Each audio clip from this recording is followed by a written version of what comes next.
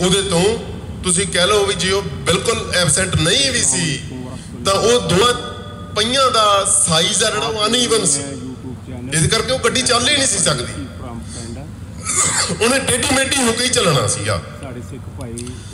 ਗੱਲ ਸਾਰੀ ਇਹ ਸੀ ਕਿ ਜਦੋਂ ਮਾਡਰਨ ਵਰਲਡ ਐਸਟੈਬਲਿਸ਼ ਹੋ ਗਿਆ ਉਹਦਾ ਸਿੱਧਾ ਤੋੜ ਕਿਸੇ ਕੌਮ ਕੋਲੇ ਹੈ ਹੀ ਨਹੀਂ। ਇਸਲਾਮ ਐਡੀ ਪੁਰਾਣੀ ਬਹੁਤ ਵੱਡੀ ਤਾਕਤ ਆ, ਉਹਦੇ ਕੋਲੇ ਵੀ ਉਹਦਾ ਤੋੜ ਨਹੀਂ ਗਾ। ਉਹਦੇ ਵਿੱਚ ਤੁਹਾਨੂੰ ਕੁਛ ਸਦੀਆਂ ਵਾਸਤੇ, ਜਿੰਨਾ ਚਿਰ ਸਾਰੀ ਦੁਨੀਆ ਬਦਲਦੀ ਨਹੀਂ, ਕੁਛ ਸਦੀਆਂ ਵਾਸਤੇ ਤੁਹਾਨੂੰ ਮਾਡਰਨ ਇੰਸਟੀਟਿਊਸ਼ਨਸ ਆ ਜਿਹੜੀਆਂ ਉਹ ਅਡਾਪਟ ਕਰਨੀਆਂ ਹੀ ਪੈਣੀਆਂ। ਜਿਵੇਂ ਕਿ ਸਾਡੀ ਮੂਵਮੈਂਟ ਦੇ ਵਿੱਚ ਮਾਡਰਨ ਹਥਿਆਰ, ਮੋਟਰਸਾਈਕਲ, ਕਾਰਾਂ ਤੇ ਹਥਿਆਰ ਜਿਹੜੇ ਉਹ ਅਡਾਪਟ ਕੀਤੇ ਨਾ, ਇਹ ਤਾਂ ਨਹੀਂ ਸੀ ਕਹਿ ਸਕਦੇ ਵੀ ਘੋੜਿਆਂ ਦੇ ਤੇ ਤਲਵਾਰਾਂ ਤੇ ਹੀ ਲੜੋ। ਮਾਡਰਨ ਚੀਜ਼ਾਂ ਜਿਹੜੀ ਉਹ ਵਰਤੋਂ ਨਾ, ਉਸ ਸੰਘਰਸ਼ ਦੇ ਵਿੱਚ ਉਹ ਮਾਡਰਨ ਵੈਪਨਰੀ ਵਰਤਣੀ ਹੀ ਪੈਣੀ ਸੀ। ਹੁਣ ਤੁਸੀਂ ਚੰਗਾ ਸਮਝੋ ਮਾੜਾ ਸਮਝੋ, ਅੱਜ ਵੀ ਗੱਲ ਇਹ ਹੈ ਕਿ ਜਿਹੜੀਆਂ ਮਾਡਰਨ ਇੰਸਟੀਟਿਊਸ਼ਨਸ ਆ ਉਹਨਾਂ ਦੀ ਟ੍ਰੇਨਿੰਗ ਪੰਥ ਨੂੰ ਵਰਤਣੀ ਹੀ ਪੈਣੀ ਹੈ।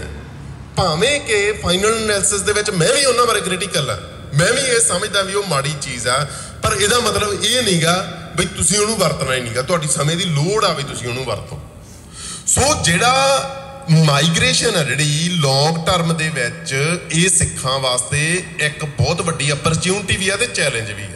ਚੈਲੰਜ ਇਸ ਕਰਕੇ ਹੈ ਕਿ ਅਸੀਂ ਸਿਮੂਲੇਟ ਹੋ ਸਕਦੇ ਹਾਂ, ਅਪਰਚੂਨਿਟੀ ਇਸ ਕਰਕੇ ਹੈ ਕਿ ਇਹਨੇ ਜਿਹੜਾ ਸਾਰੀ ਦੁਨੀਆ ਜਿੱਥੋਂ ਚੱਲ ਰਹੀ ਹੈ, ਜਿਹੜਾ ਉਹਦਾ ਪੋਲੀਟੀਕਲ, ਫਾਈਨੈਂਸ਼ੀਅਲ ਤੇ ਕਲਚਰਲ ਟੈਕਨੋਲੋਜੀਕਲ ਸਿਸਟਮ ਹੈ, ਜਿਹੜਾ ਉਹਦਾ ਸੈਂਟਰ ਹੈ ਨਾਰਥ ਅਮਰੀਕਾ, ਉਹ ਸੈਂਟਰ ਦੇ ਨਾਲ ਅਸੀਂ ਸਿੱਧਾ ਜੁੜ ਗਏ। ਸੋ ਇੱਥੋਂ ਸਾਡਾ ਚੈਲੰਜ ਕੀ ਹੈ ਵੀ ਸਾਡੀ ਪ੍ਰੋਬਲਮ ਇਹ ਹੈ ਵੀ ਇੱਥੋਂ ਦੇ ਸਿਸਟਮ 'ਚ ਅਸੀਂ ਜਿਹੜਾ ਲੋਐਸਟ ਇਹਦਾ ਪਾਰਟ ਹੈ ਲੇਬਰ ਵਾਲਾ, ਉਹਦੇ ਵਿੱਚ ਫੰਕਸ਼ਨ ਆ ਸਾਡਾ, ਉਹਦੇ ਜਿਹੜੀ ਕੈਪੀਟਲਿਸਟ ਲੇਬਰ ਮਸ਼ੀਨਰੀ ਆ ਉਹਦਾ ਅਸੀਂ ਇੱਕ ਪੁਰਜਾ ਬਣੇ ਹੋਏ ਆ। ਚੈਲੰਜ ਹੁਣ ਇਹ ਹੈ ਵੀ ਉਹਦੇ ਵਿੱਚੋਂ ਉੱਠ ਕੇ ਜਿਹੜੀ ਉਹਦਾ ਕੰਟਰੋਲ ਰੂਮ ਆ ਉਹ ਸਾਰੇ ਸਿਸਟਮ ਦਾ, ਗਲੋਬਲ ਸਿਸਟਮ ਦਾ, ਉਹਦੇ ਵਿੱਚ ਕਿਵੇਂ ਵੜਨਾ। ਸੋ ਉਹਦੀਆਂ ਆ 3-4 ਜਿਹੜੇ ਉਹਦੇ ਹਿੱਸੇ ਆ।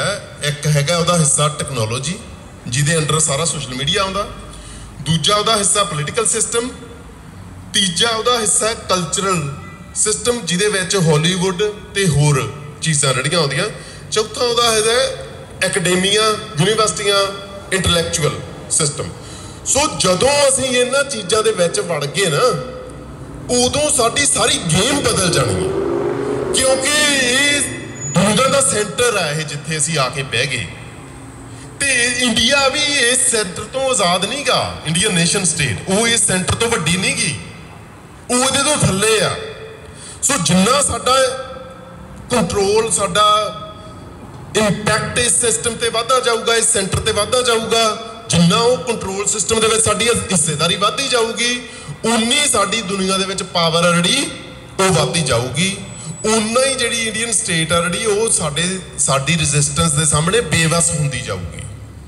ਸੋ ਇਸ ਕਰਕੇ ਖਾਸ ਤੌਰ ਤੇ ਮੈਂ ਨੌਜਵਾਨਾਂ ਨਾਲ ਗੱਲ ਕਰਨੀ ਚਾਹੁੰਦਾ ਹੁੰਦਾ ਬਈ ਜਿਹੜੇ ਨੌਜਵਾਨ ਹੈ, ਤੁਸੀਂ ਤੁਹਾਡਾ ਜਿਹੜਾ ਤੁਹਾਡੇ ਮਾਈਂਡ ਆ ਜਿਹੜੇ ਉਹ ਫਰੈਸ਼ ਆ, ਤੁਹਾਡੀਆਂ ਬੋਡੀਜ਼ ਆ ਜਿਹੜੀਆਂ, ਤੁਹਾਡਾ ਬਲੱਡ ਆ ਜਿਹੜਾ ਉਹਦੇ 'ਚ ਹਰਕਤ ਆ, ਤੁਸੀਂ ਕੁਛ ਨਵਾਂ ਤੇ ਓਰੀਜਨਲ ਕਰ ਸਕਦੇ ਆ।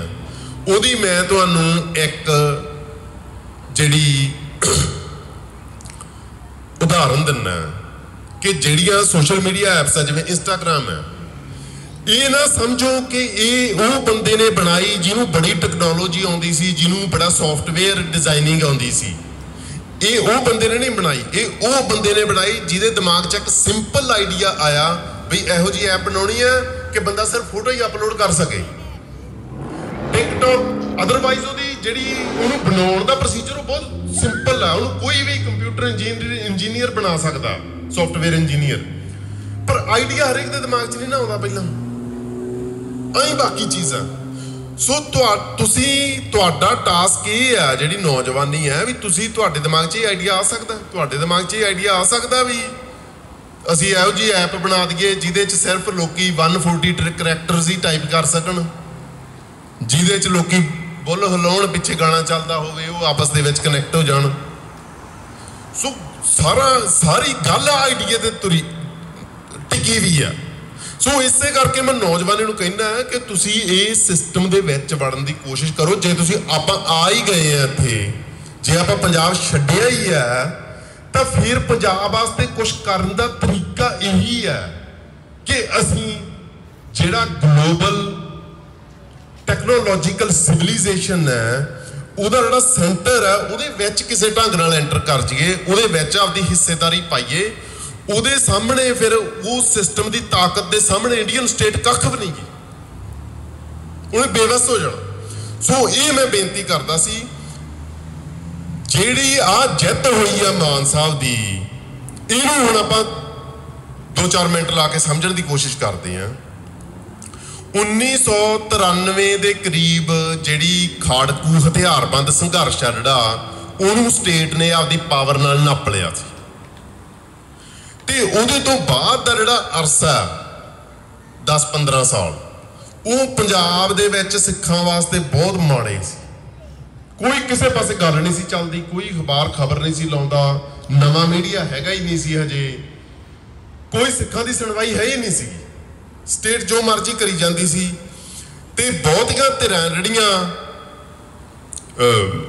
ਐਸਟੈਬਲਿਸ਼ਡ ਰਾਜਨੀਤਿਕ ਪਾਰਟੀਆਂ, ਕਾਂਗਰਸ, ਅਕਾਲੀ ਦਲ, ਬਾਦਲ ਤੇ ਖੱਬੇ ਪੱਖੀ ਧਿਰਾਂ ਜਿਹੜੀਆਂ, ਇਹਨਾਂ ਨੇ ਸੋਚ ਲਿਆ ਸੀ ਕਿ ਸਿੱਖ ਹੁਣ ਹੋ ਬੀਤ ਗਏ, ਬਸ ਇਹਨਾਂ ਤੋਂ ਹੁਣ ਉੱਠਿਆ ਹੀ ਨਹੀਂ ਜਾਣਾਗਾ। ਤੇ ਬਹੁਤ ਸਮਾਂ ਸਾਡੇ ਤੋਂ 10-15 ਸਾਲ ਉੱਠਿਆ ਨਹੀਂ ਗਿਆ। ਪਰ ਪੰਥ ਆ ਜਿਹੜਾ ਉਹ ਹੈਗਾ, ਪੁਰਾਣੇ ਕਵੀਸ਼ਰ ਜਿਹੜੇ ਉਹ ਇੱਕ ਸ਼ਬਦ ਵਰਤਦੇ ਸੀ ਪੰਥ ਵਾਸਤੇ, ਉਹ ਸ਼ਬਦ ਸੀ ਕੁਕਨੂਸ। ਕੁਕਨੂਸ ਆ ਜਿਹੜਾ ਉਹ ਇੱਕ ਪੰਛੀ ਹੁੰਦਾ, ਮਿਥਕ ਪੰਛੀ, ਤੇ ਉਹ ਪੰਛੀ ਦੀ ਕਹਿੰਦੇ 1000 ਸਾਲ ਉਮਰ ਹੁੰਦੀ ਆ। ਜਦੋਂ ਉਹਦੀ ਉਮਰ ਪੂਰੀ ਹੋ ਜਾਂਦੀ ਆ, ਉਹ ਲੱਕੜਾਂ ਇਕੱਠੀਆਂ ਕਰਕੇ ਉਹਨਾਂ ਦੇ ਵਿੱਚ ਬਹਿ ਜਾਂਦਾ, ਉਹਨਾਂ ਨੂੰ ਅੱਗ ਲਾ ਲੈਂਦਾ ਤੇ ਉਹਦੇ ਵਿੱਚ ਮੱਚ ਕੇ ਸੜ ਜਾਂਦਾ। ਤੇ ਫਿਰ ਉਹਦੀ ਜਿਹੜੀ ਰਾਖ ਹੈ ਉਹਦੇ ਤੇ ਜਦੋਂ ਮੀਂਹ ਪੈਂਦਾ, ਉਹਦੇ ਵਿੱਚੋਂ ਇੱਕ ਆਂਡਾ ਪੈਦਾ ਹੁੰਦਾ ਤੇ ਉਹ ਆਂਡੇ 'ਚੋਂ ਉਹ ਪੰਛੀ ਫੇਰ ਪੈਦਾ ਹੋ ਜਾਂਦਾ। ਕਹਿਣ ਦਾ ਭਾਵ ਕਿ ਇਹੋ ਜਿਹੀ ਚੀਜ਼ ਜਿਹੜੀ ਮਰ ਕੇ ਜਿਉਈ ਜਾਵੇ। ਸੋ ਜਿਹੜੇ ਪੁਰਾਣੇ ਕਵੀਸ਼ਰ ਢਾਡੀ ਆਪਣੇ, ਉਹ ਪੰਥ ਵਾਸਤੇ ਕੁਕਨੂਸ ਸ਼ਬਦ ਵਰਤਦੇ ਸੀ ਵੀ ਕੁਕਨੂਸ ਦੀ ਨਿਆਈ ਆ ਵੀ ਜੇ ਮਰ ਕੇ ਜਿਉਈ ਜਾਂਦਾ, ਮਰ ਕੇ ਜਿਉਈ ਜਾਂਦਾ। ਜਿਹੜਾ ਆ ਇਤਿਹਾਸ ਜਿੱਥੇ ਅਸੀਂ ਅੱਜ ਖੜੇ ਆ, ਇਹ ਵੀ ਤੁਸੀਂ ਕਹਿ ਲਓ ਵੀ ਪੰਥ ਦੇ ਇੱਕ ਪੁਨਰ ਜਨਮ ਦੀ ਘੜੀ ਆ। ਇੱਥੋਂ ਗੱਲ ਅੱਗੇ ਕਿੱਥੇ ਜਾਂਦੀ ਆ ਉਹ ਸਾਡੇ ਤੇ ਡਿਪੈਂਡ ਕਰਦਾ ਕਿ ਅਸੀਂ ਇਸ ਲਹਿਰ ਨੂੰ, ਇਸ ਉਭਾਰ ਨੂੰ ਕਿੰਨੇ ਵਧੀਆ ਤਰੀਕੇ ਨਾਲ ਸਾਂਭ ਸਕਦੇ ਆ। ਉਹ ਸਾਡੀ ਪੀੜ੍ਹੀ ਤੇ ਡਿਪੈਂਡ ਕਰਦਾ। ਸਭ ਤੋਂ ਪਹਿਲੀ ਗੱਲ ਸਮਝਣ ਵਾਲੀ, ਜਿਹੜੀ ਹਰ ਕੌਮ ਦਾ ਕੋਈ ਨਾ ਕੋਈ ਨਹੀਂ, ਕਿੰਨੀਆਂ ਸਾਰੀਆਂ ਜਥੇਬੰਦੀਆਂ ਹੋਣੀਆਂ ਬਹੁਤ ਜ਼ਰੂਰੀ ਆ ਹਰੇਕ ਕੌਮ ਦੀਆਂ। ਜਿਹੜੇ ਵੀ ਬੰਦੇ ਨੂੰ ਲੱਗਦਾ ਕਿ ਉਹਨੂੰ ਜਥੇਬੰਦੀ ਨਾਲ ਜੁੜਨਾ ਚਾਹੀਦਾ, ਉਹਨੂੰ ਜ਼ਰੂਰ ਜਥੇਬੰਦੀ ਜਿਹੜੀ ਵੀ ਚੰਗੀ ਲੱਗਦੀ ਹੈ ਉਹਦੇ ਨਾਲ ਜੁੜਨਾ ਚਾਹੀਦਾ। ਪਰ ਜੇ ਤੁਸੀਂ ਜਥੇਬੰਦੀ ਨਾਲ ਨਹੀਂ ਵੀ ਜੁੜੇ, ਕੰਮ ਤੁਹਾਨੂੰ ਤਾਂ ਵੀ ਕਰਨਾ ਚਾਹੀਦਾ। ਤੇ ਜਿਹੜਾ ਉਹੀ ਕੰਮ ਜ਼ਿਆਦਾ ਇਫੈਕਟਿਵ ਹੁੰਦਾ, ਜਿਹੜਾ ਆਰਗੈਨਿਕਲੀ ਹੁੰਦਾ, ਜਿਹੜਾ ਤੁਹਾਡੇ ਲਾਈਫ ਸਟਾਈਲ ਦਾ ਪਾਰਟ ਬਣ ਜਾਂਦਾ, ਜਿਹਨੂੰ ਕਰਨ ਵਾਸਤੇ ਤੁਹਾਨੂੰ ਕੋਈ ਸਪੈਸ਼ਲ ਸੋਚਣਾ ਨਹੀਂ ਪੈਂਦਾ। ਜਿਵੇਂ ਜਦੋਂ ਆਪਾਂ ਸਾਈਕਲ ਚਲਾਉਣੇ ਆ, ਆਪਾਂ ਸੋਚਦੇ ਨਹੀਂ ਕਿ ਮੈਂ ਹੁਣ ਹੈਂਡਲ ਇੱਧਰ ਨੂੰ ਮੋੜਨਾ, ਮੈਂ ਹੁਣ ਪੈਡਲ ਮਾਰ ਰਿਹਾ। ਉਹ ਸਹਿਜ ਸੁਭਾਅ ਉਹਦੀ ਸਾਡੀ ਬੋਡੀ ਨਾਲ ਟਿਊਨਿੰਗ ਹੋਈ ਹੁੰਦੀ ਆ। ਉਵੇਂ ਹੀ ਸਾਡਾ ਐਕਟਿਵਿਜ਼ਮ ਹੈ ਜਿਹੜਾ, ਉਹਦੀ ਸਾਡੀ ਬੋਡੀ ਨਾਲ ਤੇ ਸਾਡੇ ਮਾਈਂਡ ਨਾਲ ਟਿਊਨਿੰਗ ਹੋਣੀ ਚਾਹੀਦੀ ਹੈ। ਬਈ ਕੁਦਰਤੀ ਤੌਰ ਤੇ ਸਹਿਜ ਸੁਭਾਅ ਅਸੀਂ ਜਿੱਥੇ ਵੀ ਜ਼ਿੰਦਗੀ 'ਚ ਵਿਚਰੀਏ, ਭਾਵੇਂ ਅਸੀਂ ਆਪਦੇ ਰਿਸ਼ਤੇਦਾਰਾਂ 'ਚ ਬੈਠੇ ਆ, ਪਾਰਟੀ ਤੇ ਗਏ ਆ, ਵਿਆਹ ਤੇ ਗਏ ਆ, ਕਿਤੇ ਵੀ ਗਏ ਆ, ਸਾਡੀ ਤਾਰ ਜਿਹੜੀ ਉੱਥੇ ਹੀ ਖੜਕੀ ਜਾਵੇ। ਜਿੰਨਾ ਚਿਰ ਸਾਡੀ ਤਾਰ ਉੱਥੇ ਨਹੀਂ ਖੜਕਦੀ, ਇਹਦਾ ਮਤਲਬ ਅਸੀਂ ਆਪ ਹੀ ਪੂਰਾ ਉਹ ਕੰਮ ਦੇ ਵਿੱਚ ਡੁੱਬੇ ਹੋਏ ਨੇਗੇ। ਇਹਦਾ ਮਤਲਬ ਸਾਡੇ ਮਨ ਆ ਜਿਹੜੇ ਉਹ ਹੋਰ ਸਵਾਦਾਂ ਨੇ ਹਜੇ ਫਸਾਏ ਹੋਏ ਆ। ਸੋ ਪਹਿਲੀ ਗੱਲ ਇਹ ਆ ਕਿ ਜਿਵੇਂ ਪੁਰਾਣੇ ਵੇਲਿਆਂ ਦੇ ਵਿੱਚ ਇਹ ਮੰਨਿਆ ਜਾਂਦਾ ਸੀ ਵੀ ਹਰ ਸਿੱਖ ਆਪਣੇ ਆਪ ਦੇ ਵਿੱਚ ਉਹਨੂੰ ਪੂਰੀ ਫੌਜ ਕਿਹਾ ਜਾਂਦਾ ਸੀ। ਜਿਵੇਂ ਆਮ ਬੋਲਚਾਲ 'ਚ ਕਹਿੰਦੇ ਹਾਂਜੀ ਫੌਜਾਂ ਕਿੱਧਰ ਚੱਲੀਆਂ, ਜਿਵੇਂ ਕਿਸੇ ਬੰਦੇ ਨੂੰ ਮਿਲ ਕੇ ਕਹਿਣਾ ਹਾਂਜੀ ਫੌਜਾਂ ਕਿੱਧਰ ਚੱਲੀਆਂ, ਉਹ ਫੌਜਾਂ ਇੱਕ ਬੰਦੇ ਨੂੰ ਕਹਿਣਾ ਫੌਜਾਂ ਕਿੱਧਰ ਚੱਲੀਆਂ, ਉਹਦਾ ਮਤਲਬ ਕੀ ਆ? ਉਹਦਾ ਮਤਲਬ ਇਹ ਆ ਕਿ ਇੱਕ ਬੰਦਾ ਸੱਚੀ ਫੌਜ ਆ। ਇਹੀ ਮਤਲਬ ਸਵਾ ਲੱਖ ਸੇ ਬਣਾਊਗਾ ਵੀ ਇੱਕ ਬੰਦਾ ਜਿਹੜਾ ਉਹ ਸੱਚੀ ਫੌਜ ਆ। ਸੋ ਤੁਸੀਂ ਜਿਹੜਾ ਉਹ ਆਪਦੇ ਆਪ ਨੂੰ ਇੱਕ ਇੰਡੀਵਿਜੂਅਲ ਨਹੀਂ ਸਮਝਣਾ, ਤੁਸੀਂ ਹੀ ਆਪਦੇ ਆਪ ਨੂੰ ਫੌਜ ਸਮਝਣਾ ਤੇ ਤੁਸੀਂ ਉਹ ਇਸ ਢੰਗ ਨਾਲ ਵਿਚਰਨਾ ਜੀਵਨ ਦੇ ਵਿੱਚ कि तुहाडा जीवन आ जिहड़ा ਉਹਦੇ ਵਿੱਚ बाकी ਜਿਹੜੀਆਂ ਚੀਜ਼ਾਂ जीवन ਦੀਆਂ पैसा कमाउणा होर सुख स्वाद मानने वो सैकेंडरी हो जानियां चाहिए सोना खाना वो भी सैकेंडरी हो जाना चाहिए जी पहली गल है वो पंथ प्रथम पंथ की बेहतरी पंथ का भला जी पहली गल वो होनी चाहिए है दूजी गल है भी ਜਿਹੜੀਆਂ ਹੁਣ आने वाले समय ਦੇ ਵਿੱਚ ना ਆਪਾਂ ਅੱਜ ਹਰੇਕ ਵਿਚਾਰ नहीं कर सकते राजनीतिक तौर पर पंथ ਨੂੰ ਕੀ ਸਟੈਪ ਲੈਣੇ ਚਾਹੀਦੇ ਆ आने वाले समय 'ਚ ਇਹਦੇ ਬਾਰੇ ਹੁਣ ਵਿਚਾਰ ਜਿਹੜੀ ਉਹ ਸ਼ੁਰੂ ਹੋਣੀ ਚਾਹੀਦੀ ਹੈ ਕੁਝ ਮਹੀਨੇ ਉਹ ਵਿਚਾਰ ਚੱਲਣੀ ਚਾਹੀਦੀ ਹੈ ਤੇ ਫਿਰ ਉਹ ਰეკਮੈਂਡੇਸ਼ਨਸ ਆ ਜਿਹੜੀਆਂ ਆਪਾਂ ਮਾਨ ਸਾਹਿਬ ਨੂੰ ਬੇਨਤੀ ਵਜੋਂ ਭੇਜ ਸਕਦੇ ਆ ਤੇ ਹੋਰ ਵੀ ਜਿਹੜੇ ਸਾਡੀ ਪੋਲੀਟੀਕਲ ਲੀਡਰਸ਼ਿਪ ਹੈ ਉਹਨਾਂ ਨੂੰ ਬੇਨਤੀ ਵਜੋਂ ਭੇਜ ਸਕਦੇ ਆ ਤੇ ਦੁਨੀਆ ਭਰ ਦੇ ਵਿੱਚ ਜਿੱਥੇ ਵੀ ਸਿੱਖ ਬੈਠੇ ਉਹਨਾਂ ਨੂੰ ਆਪੋ ਆਪਣੇ ਪੱਧਰ ਤੇ ਉਹ ਡਿਸਕਸ਼ਨ ਜਿਹੜੀ ਉਹ ਆਪਸ ਦੇ ਵਿੱਚ ਕਰਨੀ ਚਾਹੀਦੀ ਆ ਸੋ ਇੱਥੇ ਵੀ ਆਪਣੀ ਜ਼ਿੰਮੇਵਾਰੀ ਹੁਣ ਇਹ ਬਣਦੀ ਆ ਕਿਉਂਕਿ ਮੈਂ ਵਾਰੀ-ਵਾਰੀ ਇਹ ਗੱਲ ਤੇ ਜ਼ੋਰ ਦੇਣਾ ਚਾਹੁੰਦਾ ਕਿ ਐਕਸ਼ਨ ਪੱਖੋਂ ਸਾਡੇ 'ਚ ਕੋਈ ਕਮੀ ਹੈ ਹੀ ਨਹੀਂ ਐਕਸ਼ਨ ਪੱਖੋਂ ਅਸੀਂ ਦੁਨੀਆ ਦੀ ਤਕੜੀ ਤੋਂ ਤਕੜੀ ਕੌਮ ਤੋਂ ਵੀ ਉੱਤੇ ਆ ਸਾਡੇ ਜਿੰਨੀ ਐਕਟਿਵ ਕੌਮ ਕੋਈ ਨਹੀਂ ਗੀ ਪਰ ਅੰਡਰਸਟੈਂਡਿੰਗ ਪੱਖੋਂ ਅਸੀਂ ਲਗਭਗ ਦੁਨੀਆ ਦੀ ਹਰੇਕ ਕੌਮ ਤੋਂ ਥੱਲੇ ਸੋ ਗੱਲ ਕੀ ਹੈ ਕਿ ਜੇ ਸਾਡਾ ਇੱਕ ਹਿੱਸਾ ਕਮਜ਼ੋਰ ਹੈ ਤਾਂ ਉਹਦੇ ਵਾਸਤੇ ਸਾਨੂੰ ਉਹਦੇ ਤੇ ਮਿਹਨਤ ਕਰਨੀ ਪਊਗੀ ਉਹਦੇ ਤੇ ਕੰਮ ਕਰਨਾ ਪਊਗਾ ਸੋ ਜਿਹੜੀ ਇੱਕ ਇੰਟਰਨਲ ਡਿਸਕਸ਼ਨ ਦਾ ਕਲਚਰ ਪੈਦਾ ਕਰਨਾ ਜਿਹੜੀ ਹੁਣ ਅੱਜ ਵੀ ਘਟਨਾ ਹੋਈ ਆ ਇਹਦਾ ਮਤਲਬ ਕੀ ਆ ਵੀ ਇੰਟਰਨਲ ਡਿਸਕਸ਼ਨ ਦਾ ਕਲਚਰ ਨਹੀਂ ਹੈਗਾ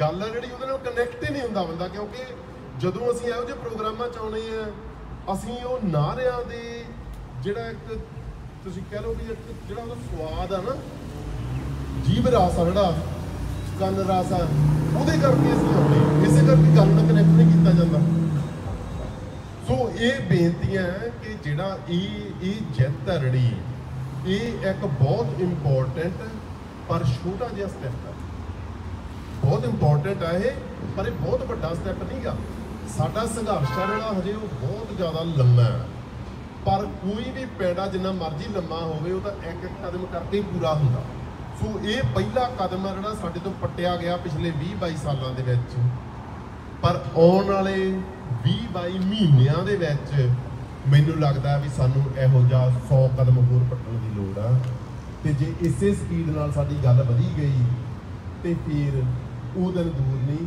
ਕਿ ਸਾਨੂੰ ਜਿੱਤ ਨਸੀਬ ਆ ਜਿਹੜੀ ਉਹ ਸੋ ਮੈਂ ਇੰਨੀਆਂ ਬੇਨਤੀਆਂ ਕਰਦਾ ਹੋਇਆ ਖਿਮਾ ਤਾਂ ਜਾ ਚੁੱਕਿਆ ਜੀ ਜੇ ਕੋਈ ਭੁੱਲ ਚੁੱਕ ਹੋਈ ਹੋਵੇ ਉਹਦੇ ਵਾਸਤੇ ਮਾਫੀ ਚਾਹੁੰਦਾ ਵਾਹਿਗੁਰੂ ਜੀ ਕਾ ਖਾਲਸਾ ਵਾਹਿਗੁਰੂ ਜੀ ਕੀ ਫਤਿਹ ਜੀ ਸੋ ਪ੍ਰਬੰਧਕਾਂ ਤੋਂ ਮੈਂ ਮਾਫੀ ਮੰਗਦਾ ਮੈਂ ਮੇਰਾ ਸਵਾਲ